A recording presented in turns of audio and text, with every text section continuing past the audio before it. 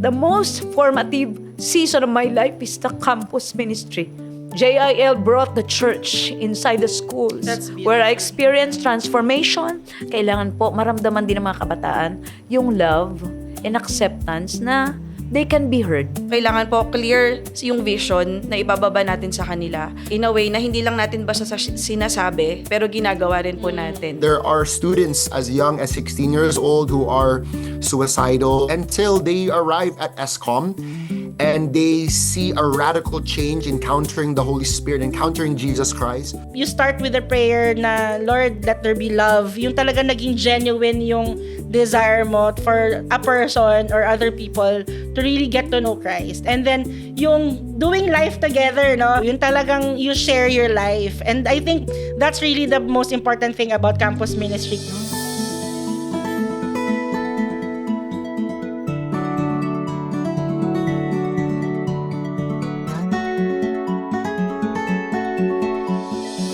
To be a KKB is to offer the prime years of our lives in service to God and country. But what does that actually look like? Most of the time, we are on our campuses during those prime years. How do we actually live out our mandate to be in service to God and country while we are studying? This is Just Jovi, a podcast where every story matters, every season has purpose, and every truth is seen through the lens of Scripture. This is not only a safe space where we can express without judgment. It is a sacred space. We're not just sharing stories. We're anchoring to God's Word to shape how we see those stories. So our perspective aligns with His perspective, and our purpose submits to His purpose. And today, we welcome you to a special episode on campus ministry, entering the battlefield. The campus is dear to our beloved church dahil dito nagsimula ang Jesus is Lord Church. But considering all their deadlines and demanding schoolwork, today, how do you actually do campus ministry? Today, we will listen to campus ministers from different generations to hear their journey in navigating the campus mission field to fulfill the mandate. So ano, KKBCYNs, tara! Kilalanin natin ang isa sa mga OGs ng School Outreach Ministry and currently the church pastor of JIL U-Belt, Pastora Cora Tabukal. Yes! Hello, Pas! And also with us, a graduate of Brother Eddie's School of Ministries and a School Outreach Ministry head of KKB U-Belt, Sister Karen Abril. Hello, Miss Karen! Pero hindi lang tayo pang Pilipinas dahil hindi lang sa Pilipinas nagpapatuloy ang breakthrough movement of the Holy Spirit in the campuses, even international. Isa sa mga masisipag na pastor ng CYN or Christian Youth for the Nation sa Canada na I have personally met and seen the growth, no? Let us all welcome Pastor Josh Palisok. Hello, Pastor Josh! How are you? Hello po! Welcome sa Just Jovi. Ate Cora, una sa lahat, thank you for being here, of course. You are now pastoring JLU Belt. So sa pangalan pa lang University Belt, doon pa lang alam mo na yun talaga yung pinaka-core ng ministry na ipinagkatiwala po ni Lord po sa inyo. So, kayo po ay nakakilala rin in ESCOM, di ba? Baka gusto nyo i-share yun, paano kayo nakakilala sa Lord through ESCOM? Siguro masasabi ko, yung campus ministry, highlight siya talaga ng buhay ko. Kasi I was 16 then, may classmate ako na born again. Nagkaroon ako ng attack, ng sakit, no? Halos na paralyze ako. Akala mga classmate ko, naha-heart attack ako. There was this one classmate, lapit agad. Sabi sa akin, ipagpe-pray daw niya ako. Hindi ko siya pinansin kasi hindi ako religious talaga. Tapos, tuloy-tuloy, sabi ko, gamot, ganyan-ganyan. Wala pa din. Hanggang itong classmate ko nag-insist. Sabi ko, wala namang mawawala. Sige, pray kami. Pinag-pray ako. Sabi niya, pagkatapos niya pag-pray, sabi mo nga, by the stripes of Jesus, I am healed. Tinignan ko, anong stripes? Hindi ko talaga siya alam. Sige, sabi ko, okay, by the stripes of Jesus, I am healed. Pangalawang beses, Pangalang beses pa, by the stripes of Jesus, I'm healed. Yung panghuli, sabi ko, by the stripes of Jesus, I'm healed na nga eh. Gumanyan na ako. Pero alam nyo, in 5 minutes, I got healed. Wow. That was the start of it. I got curious. What's with Instant this? healing, no? Yes, 16-year-old yun. I think, a year older than her. I was 17, she was 16, payat lang. Parang hindi ko talaga akalain. At sabi ko, wow, magic. Parang ganun pa yung nasa isip ko. So that's how it started. And then you started na po na umattend ng campus Yes. ministry, ng mga Bible Actually, studies sa school. Pastora, Ganun. ang kulit namin noon, sinama ko yung mga kabarkada ko. Akit kami, hinanap namin, nasa 5th floor sila. Pagdating ko doon, syempre sa unahan kami nilagay, first timer. Hallelujah sila, hallelujah. Magtatawanan kami. Nag-aapiran pa kami ng mga kabarkada. Ano ba itong pinagdalan mo sa amin? Pero pag, di ako bumalik. Di na ako bumalik. No? Pero if you will remember, hindi, bata ka pa noon. September of 1988, sabi, darating na ulit si Lord. Alam niyo, ang una ko naisip, inakyat ko ulit sila, bumalik ako. Hindi dumating si Lord. Naalala ko 10, 11, 12, 13, and 14. Any day doon sa dates na yon. So may nagsasabi na darating na si Darating Lord. daw si Lord. So natakot din ako, pumunta ako. Pero after that, hindi na talaga ako nakaalis. Siguro yung Word of God, syempre before that, natanim na, hanggang nagpatuloy po. At doon po ako talagang nakakilala sa Lord at nakapag-serve din sa Wow. Kanya. Anong school yan, ate? University of the East, ang dakilang paaralan sa sila. Pasensya na po, ha? Alam ko, iba yung mga eskwelahan ninyo, pero syempre, ako Yes, po yun. syempre, love your own. University of the East. Ano pa? Miss Karen, ikaw, sa school ka din ba nakakilala or naka-attend or nag-join ka na ng ESCOM dahil born again ka na? Sa school din po. Talaga? Yes po.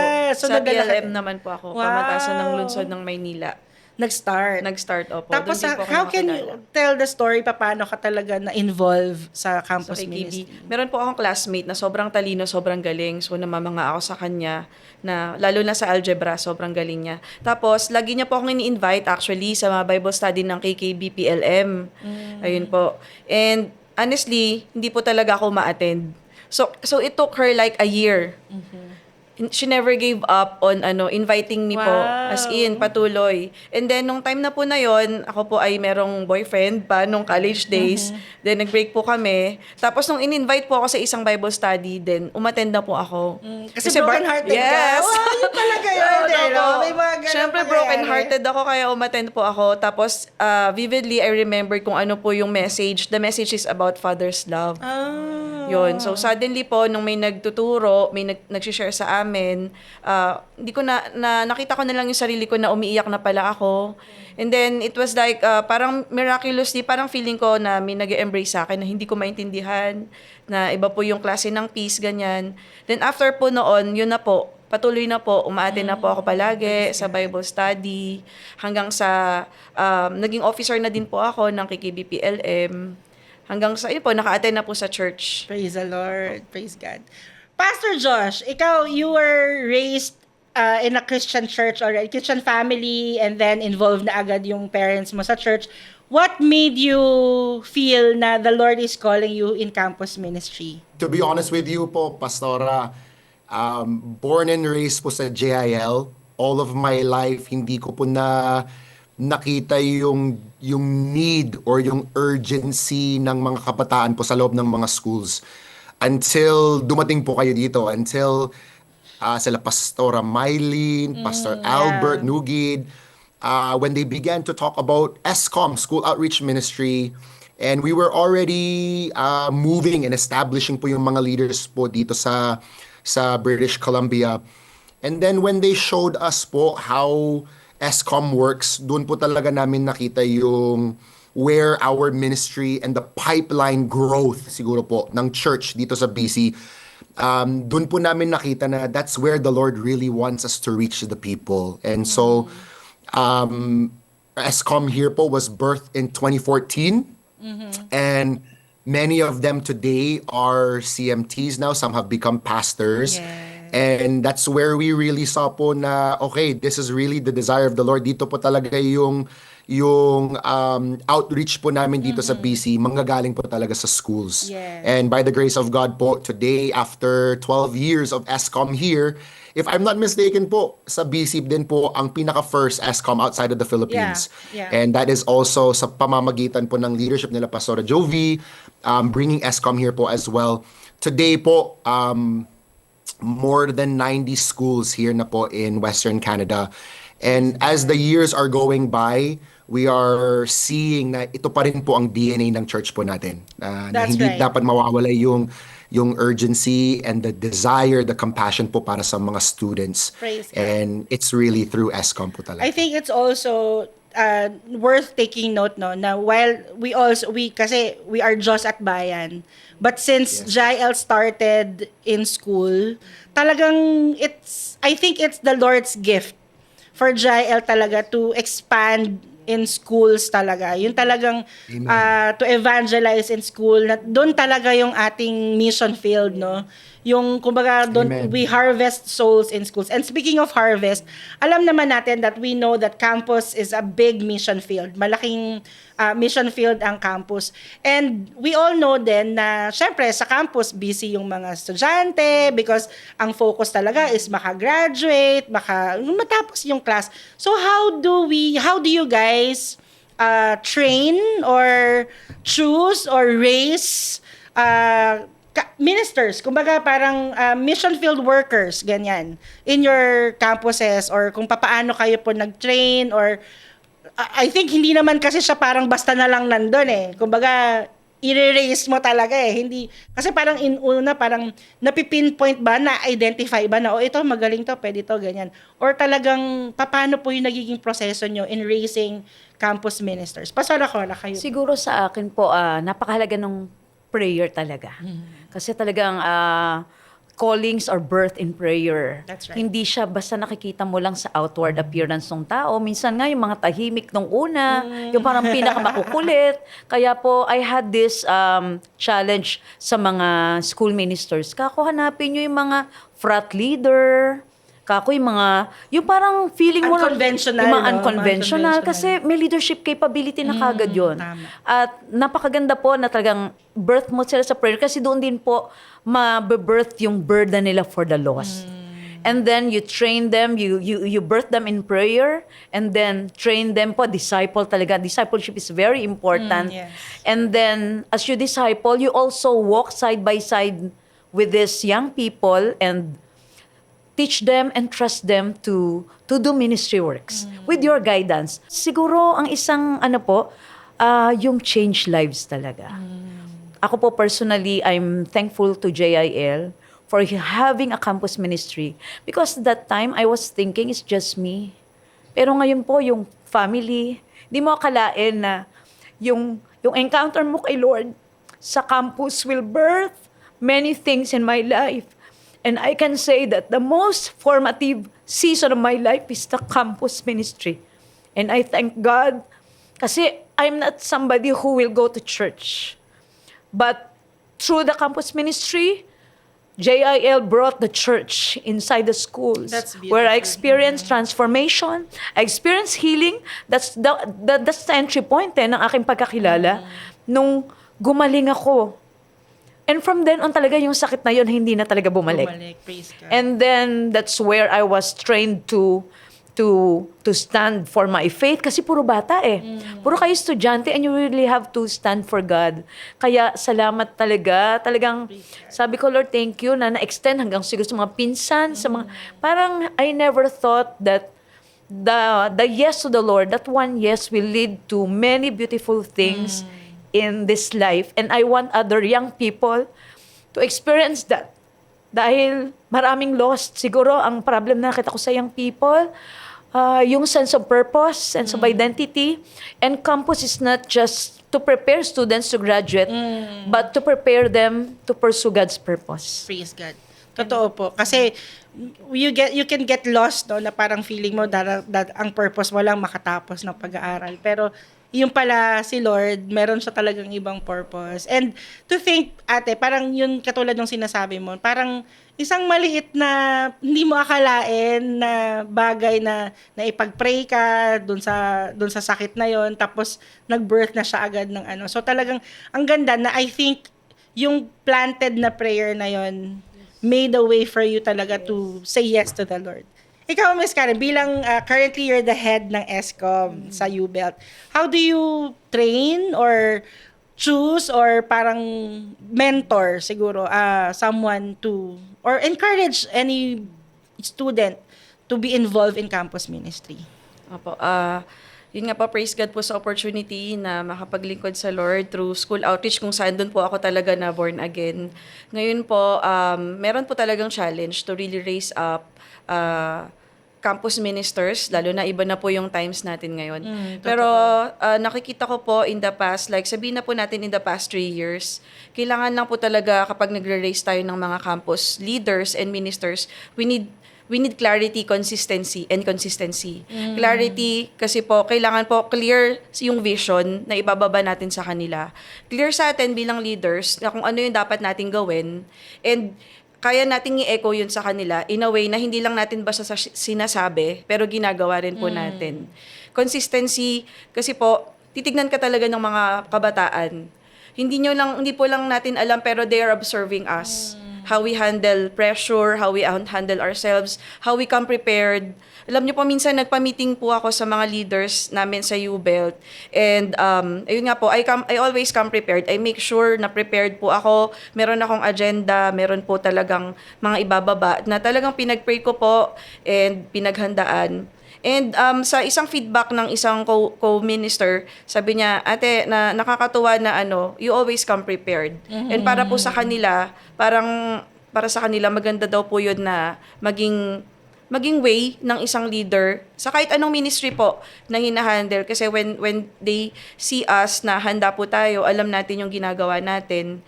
And last but not the least, I think kailangan din po natin na to do the legwork. Kumbaga, yes, you are clear with your purpose. Hard work din, Hard work no? po talaga. Kung hindi nila nakikita na ikaw, gusto mong mag-mentor kayo, mag-disciple kayo, pero ikaw sa sarili mo, hindi mo din siya ginagawa. Paano mo po sila, kumbaga, mai-inspire na gawin din po yun. Kaya talagang you go extra mile po talaga. Praise God. Pastor Josh, ikaw, you're a young adult yourself, no? You're shepherding the next generation, the Gen Z nga, di ba? I think Gen Zs are different from our generation. Millennial kasi ako no?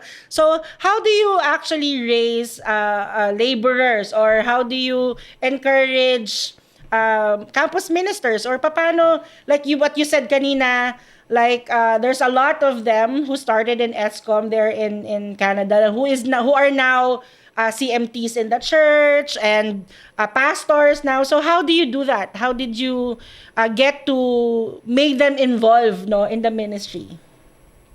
Opo, Pastora. Ang prayer po namin dito ever since 2012 was, Lord, bigyan niyo po kami ng chance to love more people.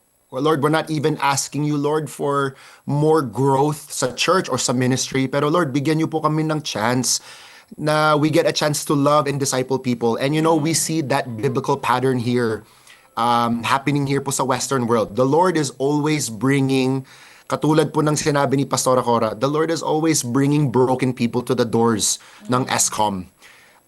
Yung sinabi po ni Paul in 1 Corinthians that the Lord is using the dumb things of the world to confound the wise, the weak things of the world to confound the strong.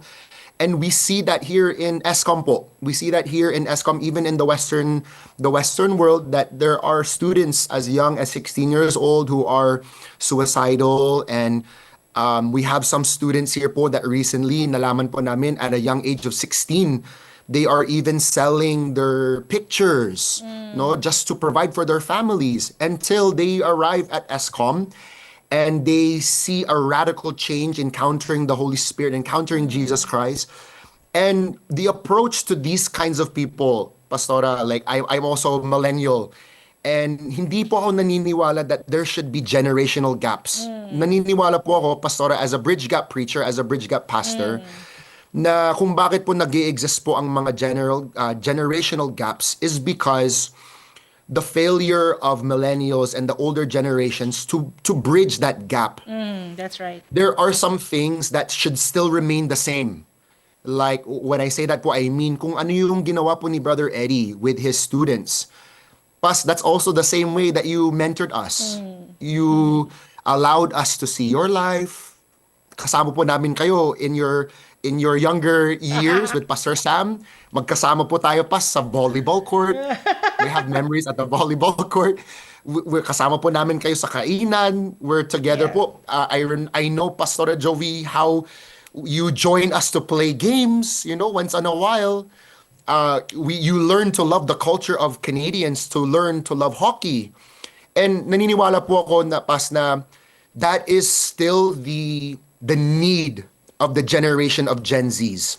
Discipleship, close proximity discipleship, hindi lang po sa pagte-text.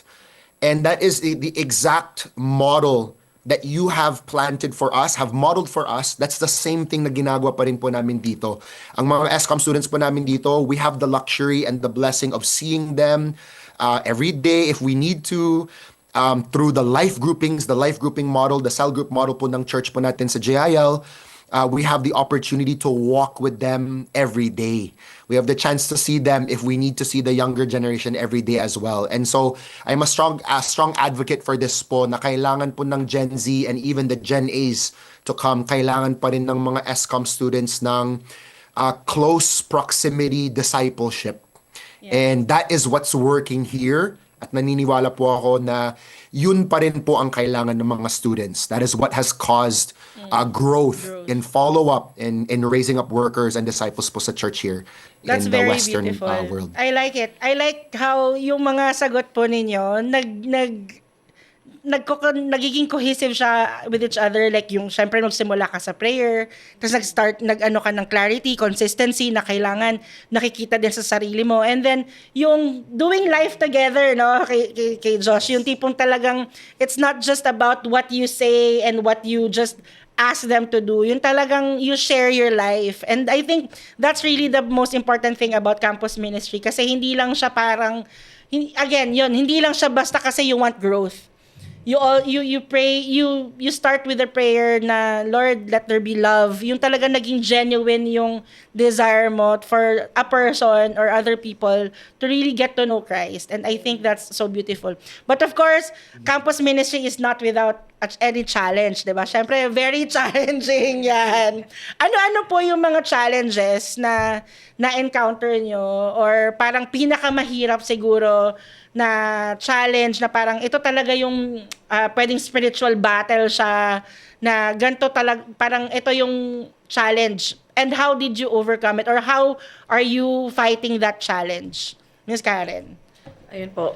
Katulad nga po na nasabi nyo, Pas, marami po talagang challenges and siguro po pinaka-climax na na-experience ko po talaga sa campus ministry is yung meron po kaming ongoing na campus hangout. Yun po kasi yung tawag namin sa isang gathering, parang Bible study. Tapos, while we are on the service, meron pong mga in-invite. Siyempre, mga in-invite po tayong first-timers, mga attendees. And ayun po, meron pong demon-possessed. Wow, okay. So, we minister po to that person. Tapos, it took us a while, pero praise God po sa wisdom ng Lord. And praise God din po dahil yung team, hindi lang po ako, kundi yung team po, yung campus coordinator and yung mga officers po ng campus, handa po sila. Handa po sila. Kaya tulong-tulong po kami, binigyan kami ng Lord ng wisdom kung ano yung dapat namin gawin to handle the situation. Sa awa po ng Diyos, natapos po namin yung yung event po. Na-deliver siya. Opo. Praise God. Praise Nakauwi God. po siya. Ayun po. And I think it's important, no, Ate Cors, kasi syempre, where the Spirit of the Lord is, nandun din ng kaaway ang fight ng kaaway. And siguro yung na-demon possessed na yun, I think it's just one manifestation. E paano yung mga hindi nagmamanifest? Like yung mga nasa isip lang. I mean, I think especially now, napaka-intense ng mental health care, diba? I mean, yung mental illness is such a big challenge. I think even in Canada, right? Like parang there's a lot of students, young people who are going through that challenge. Paano natin siya, or paano po ninyo siya nilalaban, or paano po ang challenge na yon? Paano natin na-overcome yung ganun? Sa akin po, yung mga fear and anxiety talagang hindi po naman, kumaga normal kasi siya sa isang abnormal na sitwasyon. I think ito po yung season na grabe yung challenge sa mental health ng mga kabataan. Kasi po, merong uncertainty, Yes. may mga war, economic turmoil, tapos academics mo pasasabay. So, napakahalaga po talaga yung, tapos kalaban pa po natin, aside from extracurricular activities nila, grabe po ang digital talaga yung Oh, mga yeah. tao ngayon. Parang most of the time, they get their affirmation, their values from the wrong places and from different people, 24/7. Biro niyo po yun, ano sila sa entertainment, sa distraction, po, napakaraming challenges. Pero po siguro talaga yung relationship is very important. Dahil tayo sa church, in-train tayo na talagang maging relational, Yes. hindi transactional, that when they are needed, they should be there. Pero even at their worst, nandun yung mga right kind of company, right kind of friends, na talagang who experience the same challenges. And yet, ganito yung nagiging buhay nila. Kaya po, yun po, napakahalaga ng relationship. Kaya po yung life grouping din inside the campuses, yeah. very important. Yes. Kasi po, like Pastor Josh said earlier, talagang kailangan po maramdaman din ng mga kabataan yung love and acceptance na they can be heard. Kasi ngayon ng mga kabataan po talaga, hindi sila yung kagaya dati na parang they need authentic love, trust, relationship. Ma-affirm, no? Ma-affirm yung sila. love ng Lord, maging Yes. extension talaga tayo. Siya po no? yung magkaroon ng level na dumating sa point that they can trust you even with what the Their, worst, yes. their hurts. Kasi kaya po sila Yung ma-feel nila na safe Oo, space safe. to for me. Safe space ang church. At hindi lang po tayo nakikinig. Like po yung mga EGR natin na sa mga estudyante rin. Nagbibigyan sa pagkakataon na syempre po ma-save, tapos ma-deliver at ma-experience yung Father's love Tama and po. yung ano ng Tama. spirit. Yun po, Pastor. Pastor Josh, kayo, ano yung mga major challenges ninyo? I think, I'm not sure if we have the same challenge here in the Philippines and there. Pero I think so far, syempre yung especially mental illness challenge, yung Yes, I don't know, kasi while dito sa Philippines, of course, challenging financially eh. 'Di ba? Like parang Opo. isa sa mga challenge na parang, hindi makaka-attend kasi financially kulang, ganyan. And talagang, as leaders, talagang magbibigay ka, 'di ba? Kumbaga talagang papakainin mo, lahat yan. Kumbaga, ihahatid bibigyan mo mo na pa. ihahatid mo pa, bibigyan pa masahe. Sa Canada ba, nagiging challenge din yon? Or ano yung mga challenges na experience nyo at how do you manage to overcome those challenges? Opo, Pastora. I completely agree din po sa mga sagot nila, Pastora Cora and Ate Karen. I think we are not, when it comes to the spiritual battles, parang we have the same level of attacks, especially po pagdating sa mental health, yung binanggit niyo po kanina about mental health. Dito po, we are in the Western civilization, Western world. We're so close din sa USA, where there's a lot of the social media confusion. I think that's the number one here po, Pastora, if I can say, Pastor Jovina, that's really the number one attack. Kitang-kita po namin, that's the place of confusion, the spirit of confusion nanggagaling po from social media. Like to the point na naniniwala po kami kung walang social media, siguro hindi tayo mako-confuse about gender. Siguro kung walang social media, hindi yung kalahati po ng Gen Z, siguro hindi nila maniniwala that men can get pregnant. There's no way that people would believe this. But now even doctors are having those claims in the senates, in the government officials, they're having those debates. And so that's really the biggest for me, the biggest battle. It's the battle Is it of the mind, the target woke of the culture mind. ba tawag doon, Josh? Pastor Woke Josh? culture po pa rin. Yeah. Yes, woke culture pa rin po yun. And so, I would say na through social media, which is still, naniniwala po kami kasi the people love Jesus.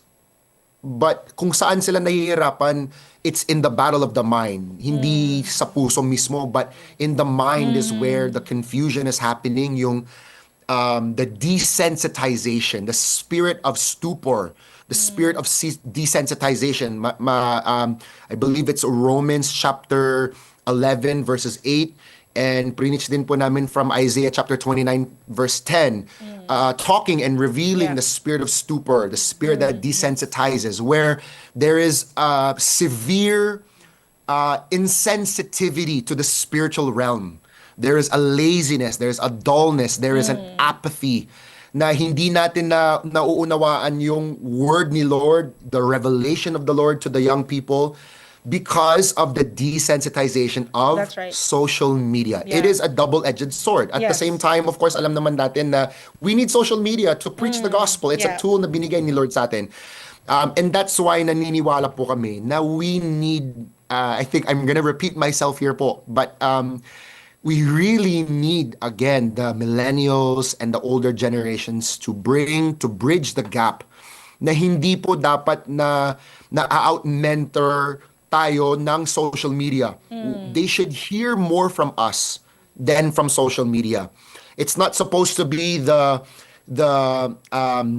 main tool of destruction for them. It can be a tool to bring revival, but there needs to be a balance. And katulad ng sinabi po ni Ate Karen kanina, dapat yung clarity nanggagaling din po sa mentorship. It should come from the mentoring. Yes. And I will repeat that din po as well. I agree with all of us na the young people, they need to hear from the kuyas, the ates, the mothers and the fathers of the church, someone that will believe in them. Yes. Because karamihan po ng mga students, there's no one from their own house that is believing in them. No one is there to edify them. No one is there to love them.